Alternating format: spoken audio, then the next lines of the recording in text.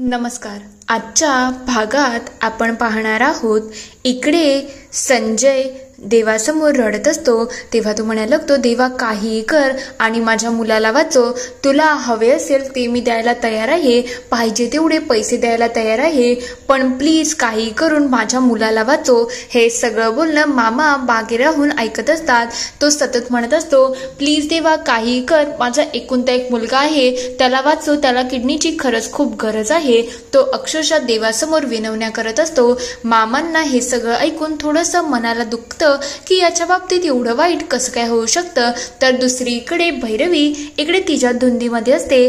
तेवढ्या ती मुलांना विचारते, काय रे तुमचा होमवर्क झाला की नाही, तुम्ही असे शांत शांत का बसले आहेत. तेव्हा ते म्हणतात, आमचा होमवर्क तर झाला आहे, पण तेवढ्यात इरा म्हणायला लागते, मी उद्या स्कूलला जाणार नाही. ते बघता भैरवी म्हणते, इरा तू स्कूलला जाणार नाही, अशा गोष्टी तर सहसा होत नाही ना. तेव्हा ती म्हणते, नाही मला शाळेत नाही जायचं. तेव्हा तो म्हणतो की मी शाळेत जाणार आहे, कारण की शाळेत गेलो तर मला संयमिताईची थोडी कमी आठवण येईल ना. तेव्हा भैरवी म्हणते, बाळांनो तुम्ही संयमीची एवढी आठवण काढू नका, आता ती परदेशी गेली आहे ना, तिचं शिक्षण कंप्लीट झालं की ती इथे येऊन जाईल. तेव्हा ईशान म्हणायला लागतो, तुम्ही जेव्हा आई बाबा गेले होते ना तेव्हाही आम्हाला असंच सांगितलं होतं की ते वापस येतील, पण ते आलेच नाही. तेव्हा इरा म्हणते, ती तिचं शिक्षण घ्यायला गेली आहे आणि आपण असं रडलो तर कसं चालेल रे. दोघंही थोडे भाऊक झालेले असतात की संयमिताई इथे नाही आहे. तेव्हा ते भैरवीला म्हणतात, भैरवी माऊ तू एक काम कर ना, तू संयमिताईला फोन कर आणि तिला सांग जिथे कुठे आहे ना तिथून वापस येऊन जा. सांग इरा ईशान खूप रडत आहेत आणि त्यांना तुझी गरज आहे. तेव्हा भैरवी त्यांच्याकडे बघते आणि त्यांना मिठीमध्ये घेते, कारण की तिला समजलेलं असतं की पोरं आता एकटी पडलेली आहेत. तर दुसरीकडे मामा थोडे उदास असतात. तेव्हा ते म्हणतात, संयमी तर गेली फॉरेनला, पण आता घरामध्ये थोडी पोकळी निर्माण होईल. तेव्हा ईश्वर काका म्हणतात, पण तुला मानायला पाहिजे, तू एवढी सगळी परिस्थिती असून सुद्धा संयमीला फॉरेनला शिकवायला पाठवलं, हे खरंच तुम्ही मस्त काम केलं आहे हा. तेव्हा मामा म्हणतात, हे काम मी केलं नाही, संयमीच्या आजी आजोबांनी केलं आहे आणि त्यांच्याचमुळे तर संयमीचा खर्च सगळा मॅनेज झाला आहे, माझ्याकडून हे झालं नाही. तेव्हा ते म्हणतात, पण कोणीही करो, पण ती मुलगी शिक्षणासाठी एवढ्या लांब गेली आहे, ही खरंच खूप महत्वाची गोष्ट आहे. तेव्हा ते म्हणतात, ती महत्वाची गोष्ट तर आहे, पण याच्यामध्ये आमचं कर्तव्य काहीच नव्हतं का, पण ती त्यांचीही नातू आहेत ना, त्यांनी केलं आम्ही केलं दोन्ही सारखंच आहे. पण भैरवीच्या बिझनेसचा प्रश्न काही सुटत नाही आहे, भैरवीचा बिझनेस व्हायला पाहिजे. तिचा बिझनेस झाला ना तर सगळ्या गोष्टी कशा सुरळीत होतील. खरं म्हटलं तर भैरवीमध्ये इतकी ताकद आहे की ती बिझनेस हँडल करू शकते. त्याच प्रकारे माझा जो मुलगा आहे ना तो कामाला जाईल, 2 पैसे कमवेल, याच्यावरती आता माझा काडी मात्रही विश्वास राहिलेला नाही, कारण की तो ज्या प्रकारे वागतोय ना त्याला काही मर्यादा उरलेच नाही. तेव्हा ईश्वर काका म्हणतात, मला असं वाटते अजून सुद्धा की तुम्हाला बिझनेसचा विचार न करता तुम्हाला फक्त आणि फक्त भैरवीला जॉबला पाठवायला पाहिजे, तेच आपला कॅलिबर आहे. तेव्हा म्हणतात, नाही भैरवी करू शकते आणि मी तिच्यासाठी अजून सुद्धा प्रयत्न करणार आहे. तेवढ्यात तिथे रेयांश कॉफी घेऊन येतो. ते बघता मामा त्याला विचारतात, मला एक सांग रे की तू कोणाला संजय देशमुख यांना ओळखतो का. तेव्हा तो म्हणतो, असं का विचारलं, पण असा व्यक्ती माझ्या तरी ओळखीचा नाही. तेव्हा ते म्हणतात, अरे मला थोडी इन्फॉर्मेशन पाहिजे आहे, तुला मिळेल का. तेव्हा तो म्हणतो, ठीक आहे आजोबा, मी जरा बघतो की लॅपटॉपवर काही इन्फॉर्मेशन मिळते का. तेवढ्यात ईश्वर काका विचारतात, हा कोण आहे रे, तू अचानक याच्याबद्दल का बोलतोय. तेव्हा ते म्हणतात, काय नाही रे, सहज विचारलं, थोडं काम होतं म्हणून विचारलं आहे, तू जास्त लोड घेऊ नको. दुसरीकडे मुलांना खुश करण्यासाठी निलिमा त्यांनी गोड आंबट आमटी बनवलेली असते. तेव्हा ते म्हणतात, मला माहिती आहे तुम्हाला गोड आंबट आमटी आवडते ना, तुमच्या भैरवी माऊने सांगितलं होतं, मग तुमच्या आवडीनुसार मी आमटी बनवली आहे, थोडं खाऊन घ्या ना. तेव्हा ते म्हणतात, संयमिताईला सुद्धा आवडायची, पण आता ती इथे नाही आहे, तिने काय खाल्लं असेल, ती कशी असेल, हे याचेच मोठे प्रश्न पडले आहेत ना. तेव्हा निलिमात्या म्हणतात, तुम्ही जर पोटभर जेवले ना तर तिला सुद्धा छानच वाटेल ना. तेवढ्यात लगेच इकडे किशा मामा विषय सावरतात आणि म्हणायला लागतात की मला असं वाटते जो कोणी मुलगा ना पोटभर खाईल ना त्याला मी मस्तपैकी 2 लिमलेटच्या गोळ्या देणार आहे, मग चला कोण कोण जेवते. पण मुलांना ते काही आवडलेलं नसतं, ते शांतच असतात. तेवढ्यात ते म्हणतात त्यांना कोणाला लिमलेटच्या गोळ्या नाही पाहिजेत, तुम्ही एक काम करा हो, तुम्ही मला गोळ्या द्या, मी गोळ्या खाते. तेवढ्यात लगेच नीलिमात्या म्हणायला लागतात, काय तुम्ही मुलांसाठी प्रयत्न करताय हे बघून मला छान वाटत आहे. तेव्हा राधाबाई म्हणायला लागतात, हे बघा मी मुलांशी कधीच वाईट वागली नाही, मला इथे येऊन 4 महिने झाले आहेत, पण मुलांच्या बाबतीत मी कधीच काही केलेलं नाही, कारण की मुलं देवाघरची फुलं असतात आणि मुलांच्या बरोबर तर चांगलंच वागायला पाहिजे. चला मुलांनो, तुम्ही एक खायला बसता का? मग आपण काय करू, खाल्ल्यानंतर आपण पत्ते खेळू आणि यांना जोकर बनूया. पण मुलांचं तरी सुद्धा लक्ष नसतं, ते थोडे नाखुशच असतात. तेवढ्यात तिथे भैरवी येते. भैरवीला बघता मुलं थोडी खुश होऊन जातात, पण त्यांच्या चेहऱ्यावरती जास्त काही एक्सप्रेशन नसतात. तेव्हा भैरवी म्हणते, बघा बघा मी तुमच्यासाठी काय आणलं आहे, कोल्ड ड्रिंक, समोसा, जिलेबी, फाफडा सगळं तुमच्या आवडीचं आणलं आहे. तेव्हा केशव म्हणतात, हे तर खूप टेस्टी आहे, चला चला खायला सुरुवात करू. पण मुलं त्यांनाही काही रिस्पॉन्स देत नाही. तेव्हा भैरवी म्हणते, खा ना रे, तुमच्यासाठी एवढी मेहनत करून आणली आहे, थोडं तरी खाऊन घ्या. नीलिमात्या त्यांना समजवतात, खा ना बाळांनो, पण मुलांना काही इच्छाच नसते.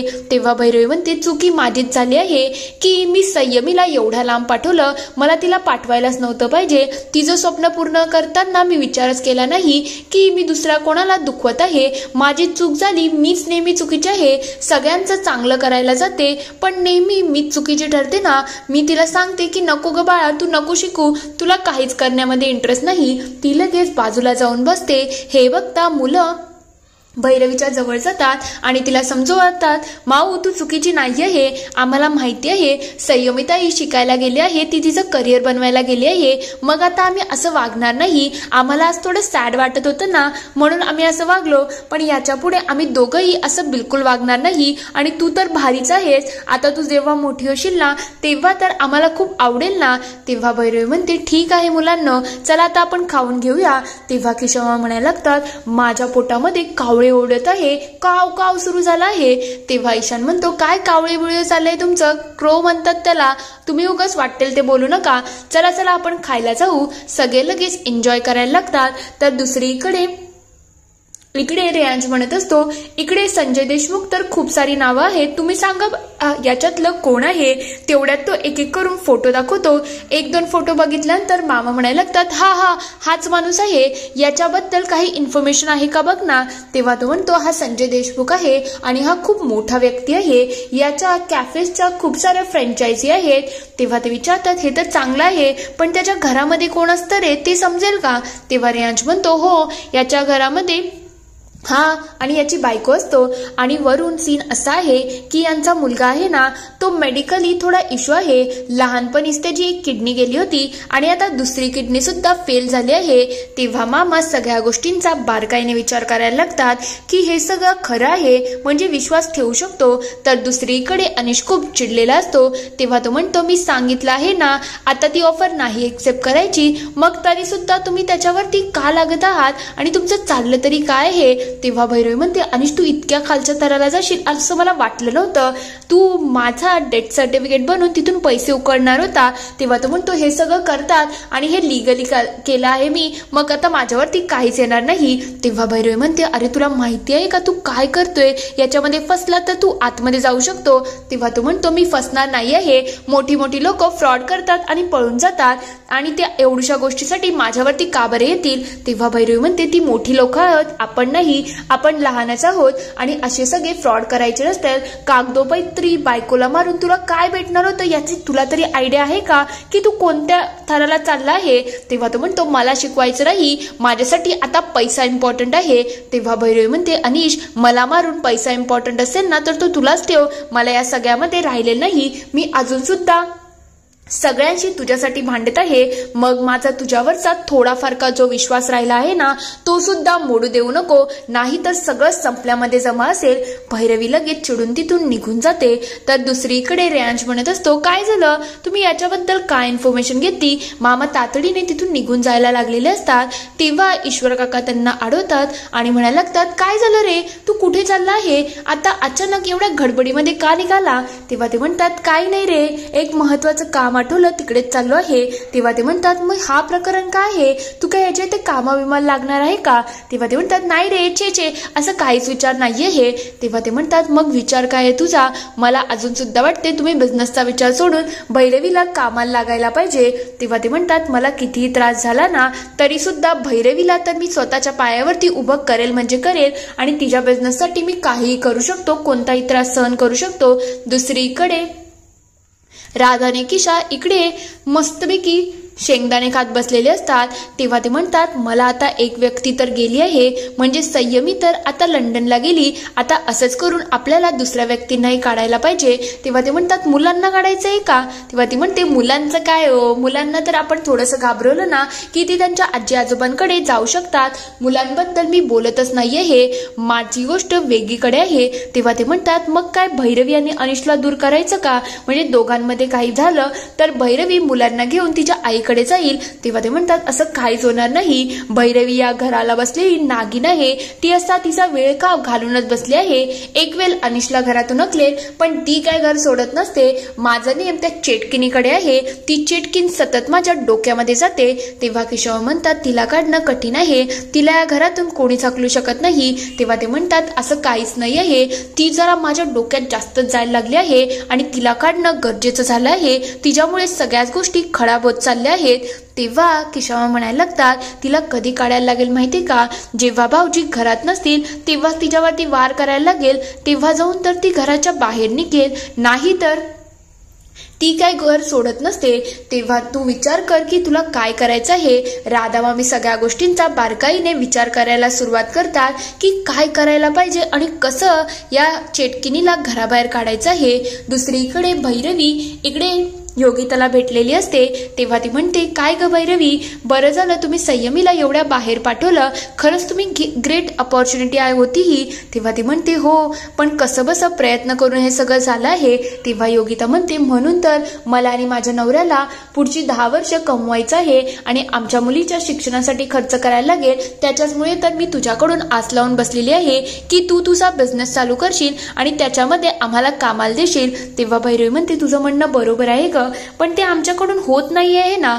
तेव्हा योगिता म्हणते हो ग मी समजू शकते, पण तुला माहितीये का त्या कंपनीमध्ये सगळ्यांचा टॉर्चरच होत आहे, म्हणून तर आम्ही सगळ्यांनी तो जॉब सोडून दिला.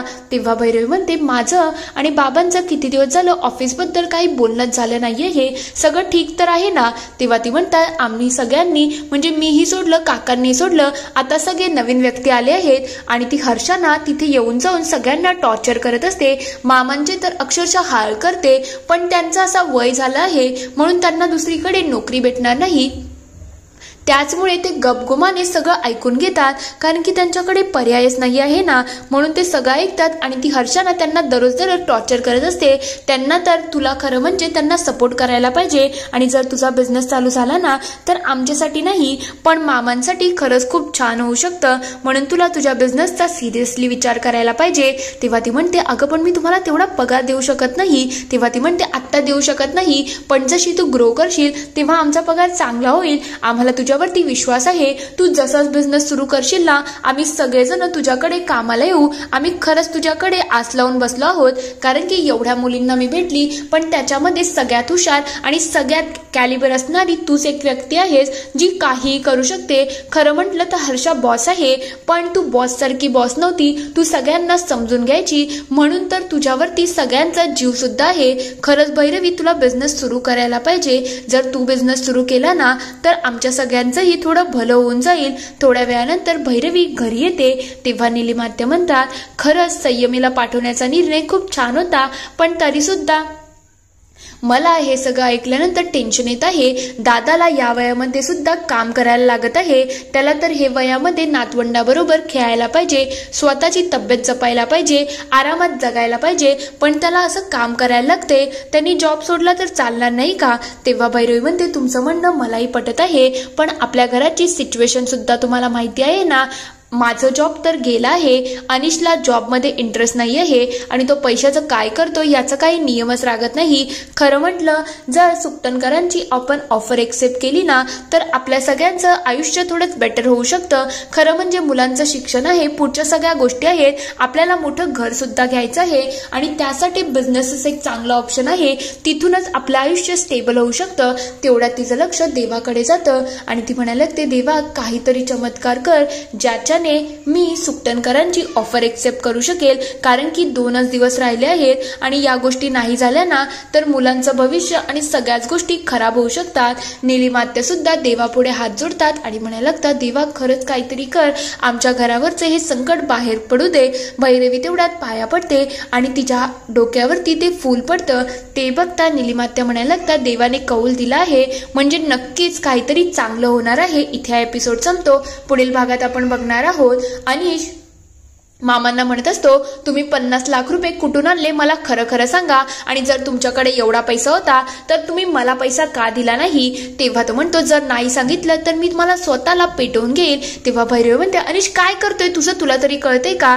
तेव्हा मामा म्हणतात, ती माझी सून आहे, तिच्यावरती मला विश्वास आहे म्हणून मी तिच्यासाठी हे सगळं केलं आहे आणि एवढंच असेल ना ही घे काडीपेटी, स्वतःला पेटव, मला काही फरक पडत नाही. तेवढ्यात अनिश ती काडीपेटी फेकतो आणि तिथून निघून जातो. मामांनी तेवढ्यात भैरवी विचारते, बाबा तुम्ही एवढे पैसे कुठून आणले मला सांगणार का. मामा स्वतःच्या पोटाचे ते हात लावतात आणि तिथून थोडं रक्त निघायला लागलेलं असतं. इकडे संजय मामांना थँक्यू म्हणत असतो की तुम्ही माझ्या मुलाचा जीव वाचवला आहे. मामा इकडे म्हणतात, मी मदत करून आलो आहे. इथे हा एपिसोड संपतो.